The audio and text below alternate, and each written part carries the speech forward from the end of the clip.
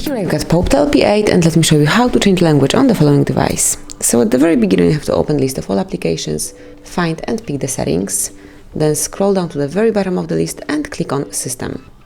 Now you should select Languages and Input, go to the Languages, which is the first tab, and by tapping on Add Language, you can select the language that you would like to have. As you can see, the list is pretty wide, so you will definitely find something suitable. And for example, let me pick Filipino. Now swipe it up to the first place to make it a default language, and as you can see, from now on, all device is in Filipino, so you can use your device in this language. Then if you would like to go back to the previous language, in my case it's English, or if you would like to change it one more time, simply open Languages one more time, and you can either remove Filipino by tapping on More icon, click on Remove, select Filipino or some other language, and then tap on the bin icon, confirm that you would like to remove it by tapping on OK. Or you can obviously add a language and then set it up as a default.